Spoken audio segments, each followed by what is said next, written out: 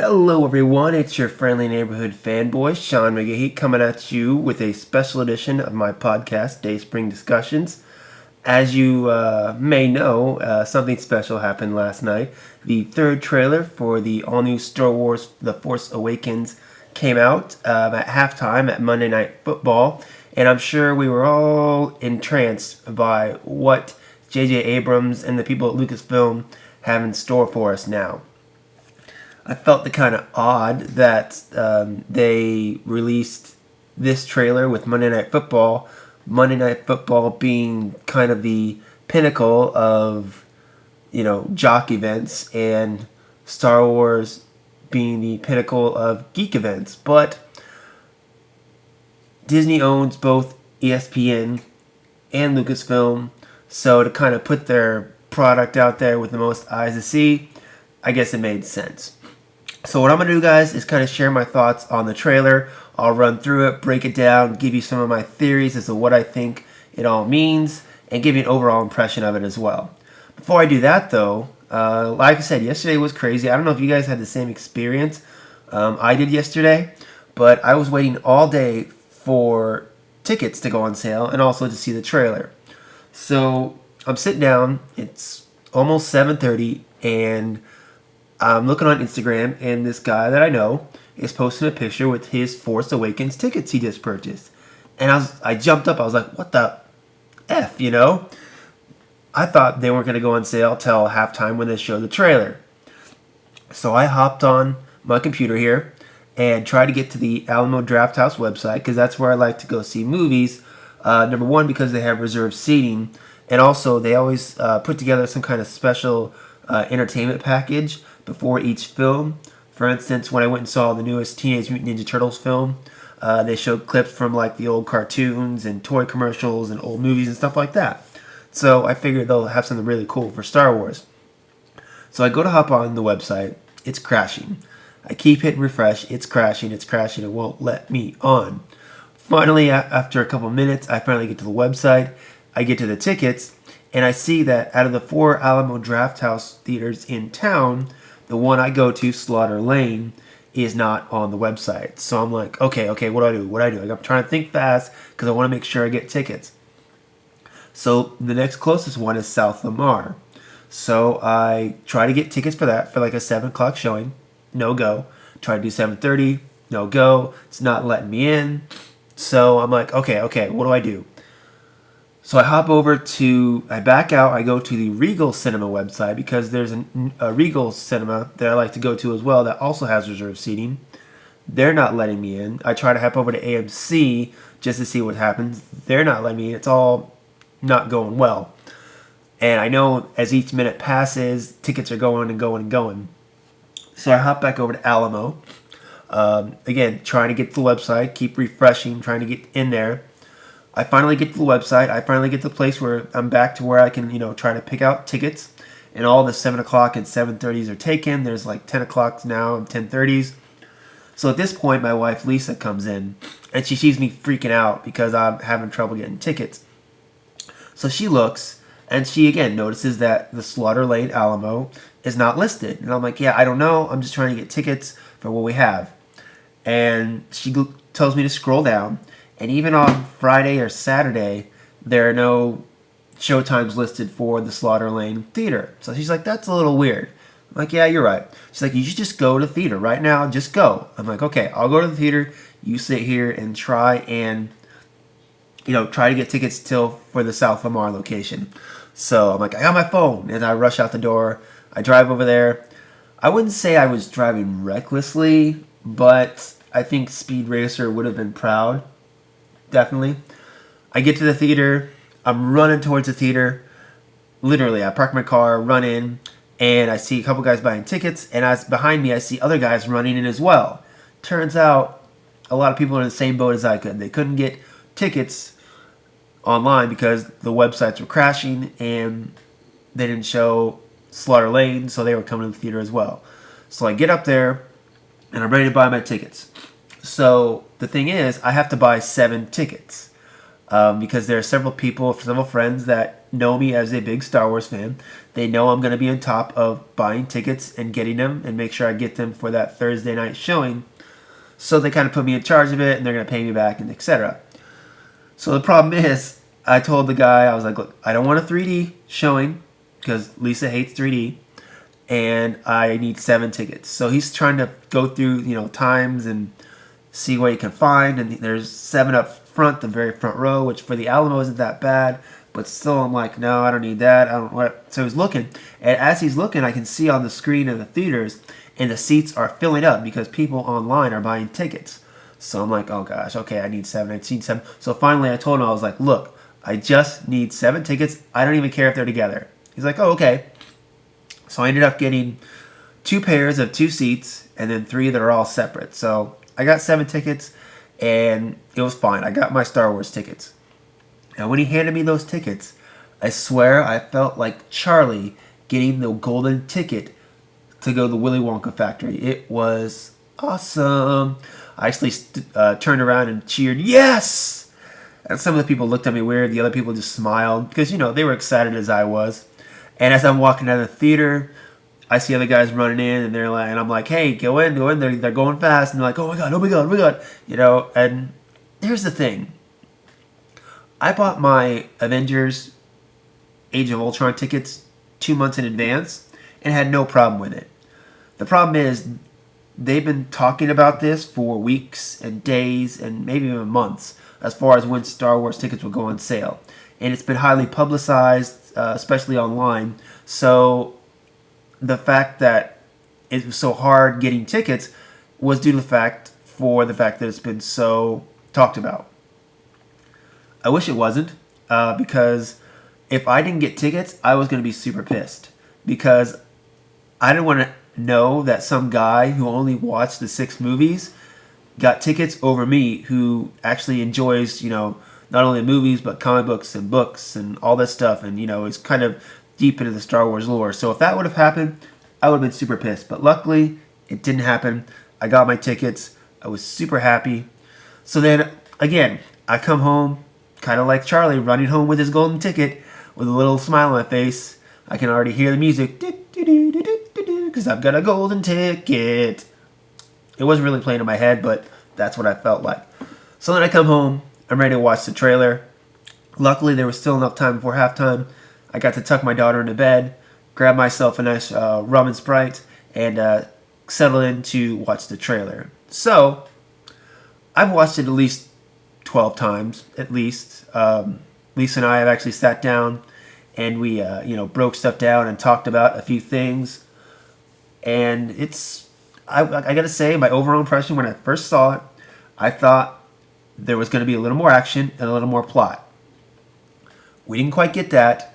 So I was a little, I wouldn't say underwhelmed when I first saw it, but the more I watch it, the more I like it.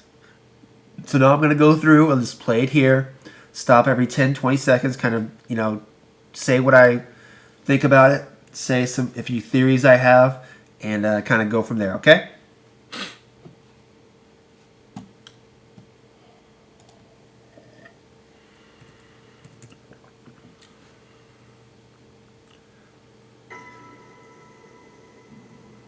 There's Ray. Who are you?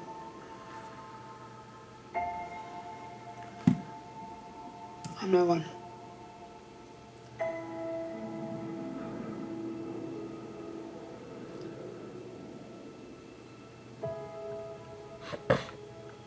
Alright, so I'll stop it at the Lucasfilm logo there. First character we're introduced to is Rey. And I think this is our Luke Skywalker of this trilogy. I think she's the main character. She's the one that's going to go on the hero's journey, which is great because they've been publicizing how you're going to have a lot more female characters, a lot more strong female characters in the Star Wars universe now. And I think, making Rey the main character of this trilogy kind of represents that, which I'm totally fine with. Definitely. When she's, we see her as a scavenger. She's going through a superstar destroyer looking for stuff. I don't know whose voice says, "Who are you?" But when Rey says, "I'm nobody," that automatically says to me she is somebody. Okay, she's either in hiding, either by choice or not by choice. She doesn't know exactly who she is. Kind of like how Obi-Wan took Luke to the deserts of Tatooine because he didn't know his destiny. Maybe it's the same thing where Rey doesn't know what her destiny is, which I'll get into here in a few minutes once we talk about some of the other characters. But again, from this little beginning, we kind of get a sense of who Rey is, which is great. Now let's get introduced to Finn. I was raised to do one thing, but I've got nothing to fight for.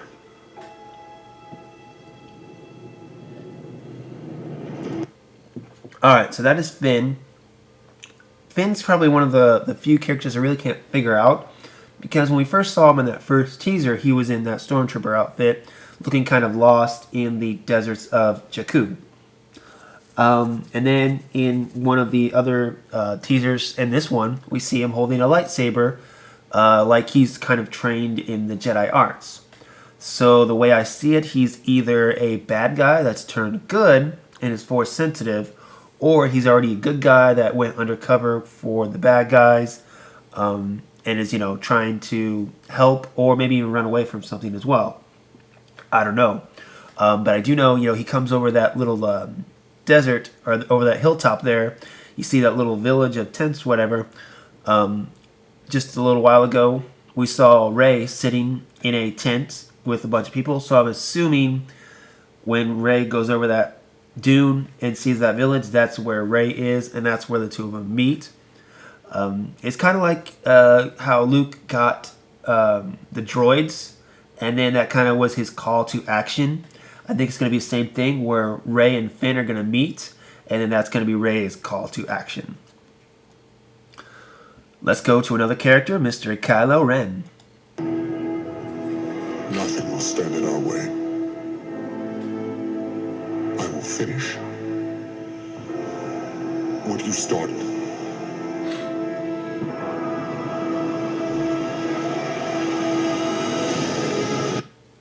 Okay, so that was kind of our little introduction to Kylo Ren. First off, you see the classic J.J. Abrams lens flare when they're zooming in on Kylo Ren. I didn't want a lot of lens flares in this because I wanted it to feel like a Star Wars movie, not a J.J. Abrams movie, which I get we're going to have them. I just hope we don't have a lot of them. So going off of Kylo Ren, this is a guy who looks like he, kind of worships Darth Vader, I'm assuming, because he's got the Darth Vader helmet.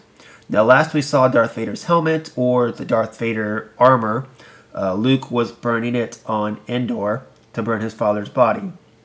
How he got it, I do not know. I have a few theories. But one of the theories I'm going to tell you right now, I think what most people are thinking too, is that Kylo Ren is the Jason Solo of the new canon. Now, what that means is, back in the old expanded universe, or what's called Legends now, Han and Leia had two twins called Jannah and Jason. And Jason ended up turning to the dark side, and Jannah had to fight her brother to save the galaxy, right? So now we have these two characters. I think Kylo Ren and Rey are the new Solo twins. Now, Kathleen Kennedy said, all that old stuff that was published before, all the expanded universe stuff, that does not count. It's called Legends now. It's not part of the actual Star Wars canon or Star Wars lore.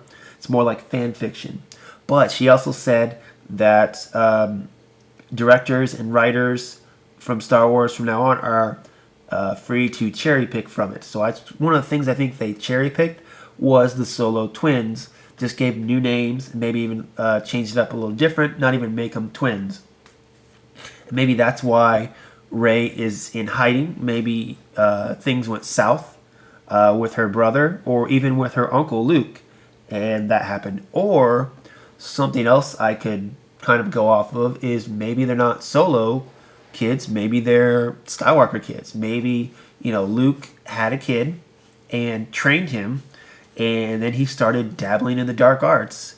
And something went south to where Luke went into hiding, and his son turned to the dark side, and then his sister, or his cousin, maybe Rey's his cousin too. She went into hiding as well, just kind of say, "Hey, I don't want this. I don't want to, deal with all this, Force stuff, destiny, all that jazz. I don't want it, so I'm going to go into hiding too." That's just kind of my theory on that. So, and then we come to some cool battle scenes with the Millennium Falcon. Nothing screams Star Wars more than the Millennium Falcon, I think. And this is really cool. I love the new dogfights with the new technology and the X-Wings and the Millennium Falcon and the TIE Fighters. It all looks really cool. There are stories about what happened. It's true. All of it.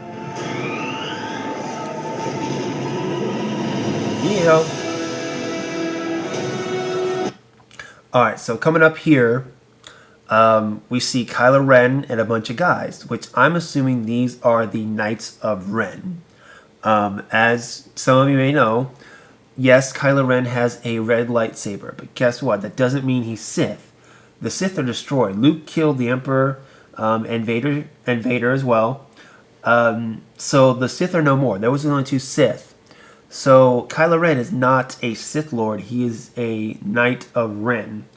Now what that means is it's kind of like, I guess you could say Christianity, okay? Christianity has many fractions. There's Baptist, there's Methodist, there's Catholicism, there's Lutheran. All of them kind of have, the basic core, but they're all just a little bit different. So, with the Force, there were the Sith and the Jedi.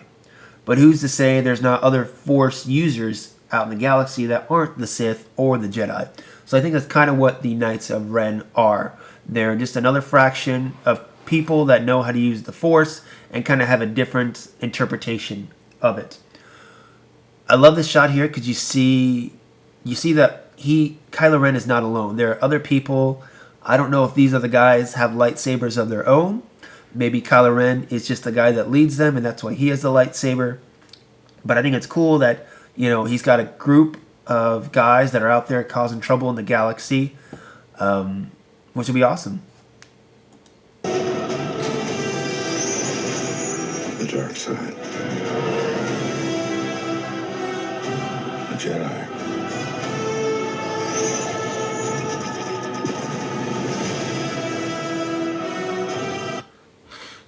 Okay, so more dogfight stuff. I thought it was really cool. I love seeing the X-Wings fight on land.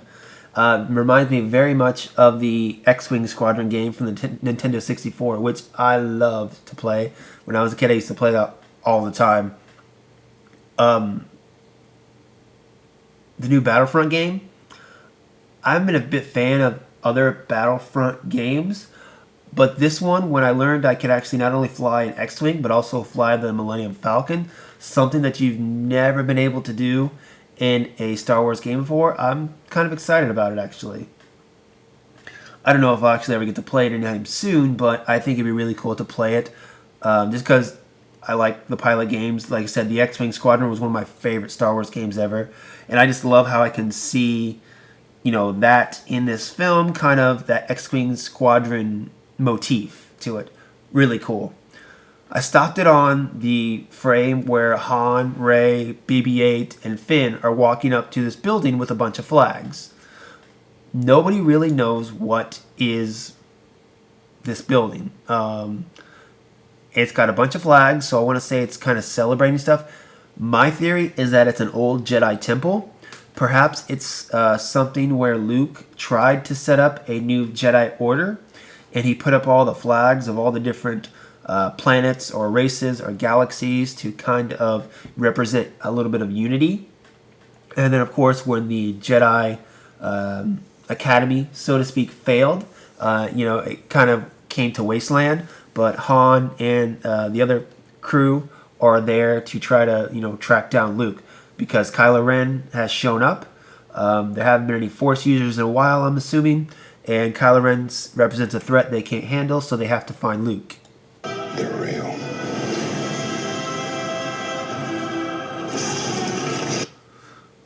Okay, so before I get into this next frame here, I'm going to go off what Han said. So Han, at the very beginning of the first movie of Episode 4, New Hope, he was like, I don't believe in the Force. It's just all a bunch of, tricks and whatever.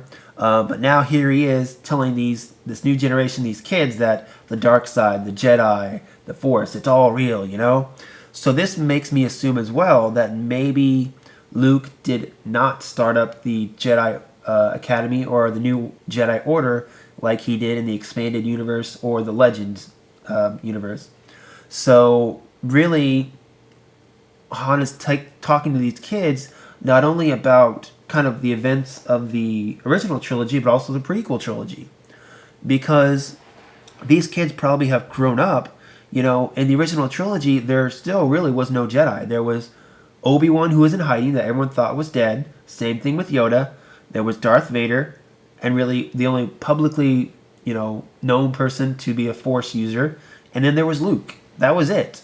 So the fact now that Han is telling these kids about Jedi makes me believe that we've gone, 30 plus years, or, going back to the prequel trilogy, 50 plus years, where nobody has seen a Jedi or, a Force user. So they've gone into myth. It's like if someone were to tell me that, King Arthur was real and Merlin really does magic and dragons were real and all this other stuff, I wouldn't believe him because it's just stories.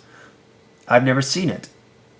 And that's kind of, I think, what's happening here too is, this whole generation, the Jedi have become a myth. But now we realize that it's true that this new Dark Force user, Kylo Ren, has appeared. One of the first to be a Force user in a while. So now the Resistance, so to speak, is like, hey, we can't handle this guy on our own. We need to find Luke because he's the only other person who can use the Force and can take this guy down. So this next one, I stopped on the shot of Rey crying. If you don't want to hear a potential spoiler, I recommend you jump ahead about 30 seconds or, cover your ears and sing a happy song. And it's going to go right about now. Rey is crying because something sad has happened. If you look in front of her, you see a little bit of fur. I think Chewie dies. There's been a lot of rumors that Han dies, but I think it's Chewie that dies. What's the most horrible death in any movie? It's when the family dog dies. It's sad. I think it sucks, but I think it's what happens too. I think it'll affect the most characters, and I think Rey is most affected because, again, she's a Skywalker or a Solo, so she grew up with Chewie. So, again, family dog dies. It's sad. So. Okay, hopefully you guys are coming back now if you skipped ahead, because I'm going to start playing again. The Force. It's calling to you.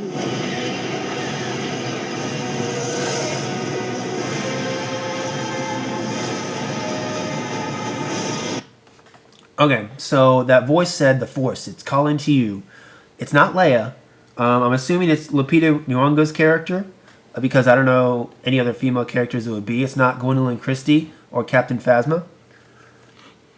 I think she's talking to either Rey or Finn, or possibly both of them, because of course they are both Force users, so to speak.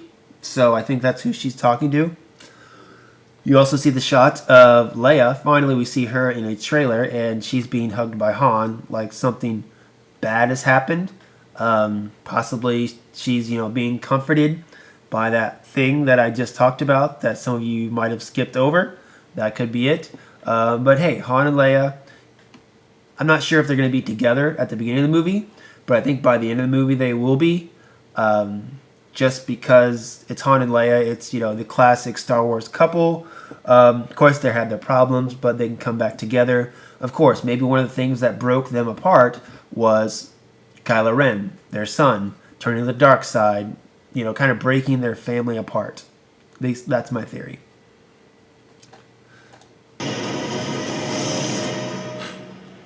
Just let it in. So at the end there, we saw the classic Finn lightsaber shot, which we've all come to know. And then we saw Kylo Ren coming to fight him. But the cool thing was, Kylo Ren did not have his helmet. So that is Mr. Adam Driver's hair. I'm curious what exactly happened to make him take off his helmet. Because we had the one shot from the first teaser where he's walking in the woods and he ignites his lightsaber and he's got his hood and his mask on. So sometime between then and he walks up to Finn to go fight him, he takes off his mask. Maybe it has something to do with the fact that Finn knows who he is. So, Kylo Ren takes off his mask and says like, yes, I am me, or blah, blah, blah. And that's what it is. I don't know. And then at the very end there, you said the woman, again, was just let it in. Which means, of course, she's talking about the Force. Again, I think she's talking to Finn or Rey or both of them about, knowing that they are Force users, they are strong in the Force, and they just have to accept their powers, I guess, in order to take on Kylo Ren. I'm hoping that Finn has had some previous Jedi training, because otherwise I think Kylo Ren is going to kick his ass. So then we come to the end of the trailer. Very cool. I think the thing I liked the most about this trailer was having Han talking to the kids about the Jedi and the dark side, and making you realize that the Jedi aren't around anymore. They have turned into legends and myths and fantasy, and now the Force is awakening again, and Force users are going to again shape the destiny of the galaxy.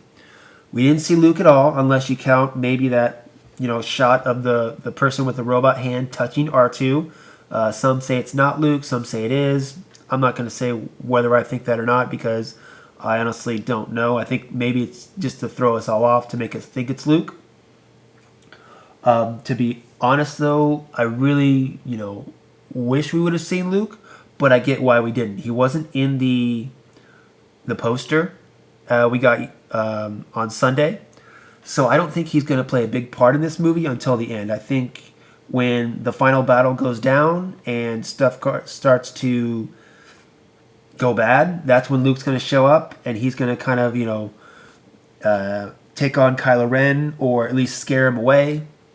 And then I think he's going to play a bigger part in Episode 8 in training Rey and maybe even Finn to become better Jedi to take on Kylo Ren and the Knights of Ren. That's my theory, at least. Going back to the poster, of course, too, I totally forgot. Back during, we had Kylo Ren, who looked like torturing Poe Dameron, played by Oscar Isaacs, and then you see the shot of this little patch of trees being destroyed. I think that is the Star Killer weapon that you see in the top right of the poster. I don't want another Death Star. So whatever it is, I hope they've made it really different. We've already had 2 Death Stars. I don't want to see another one. I just, we need to move on. Get something original in here, But that's it, guys. I'm trying to think of anything else I might have missed or anything else I might have thought. I think that covers most of it, though. But thank you for listening and letting me share my thoughts on Star Wars. I am super excited. I'm so happy I got my tickets now. I can put that at ease. I can sit here and watch this trailer a lot. I'm sure I'll watch it probably at least once a day from here to the end of the movie. But also I'm going to go through and, of course, reread some Star Wars comics, rewatch some TV shows such as The Clone Wars, which, if you haven't checked it out, I did a 6-part Force Awakens prep guide as well over on my Dayspring Discussions blog.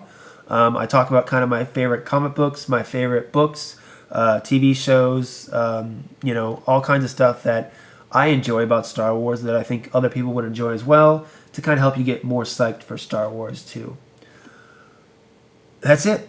Awesome. I am super excited for Star Wars. I cannot wait for December 17th to get here.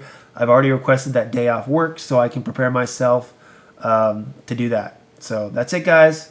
Thanks for hanging with me. If you have any thoughts or ideas or want to talk about anything Star Wars related or about this trailer, you can hit me up, of course, on Facebook or head over to Twitter or Instagram.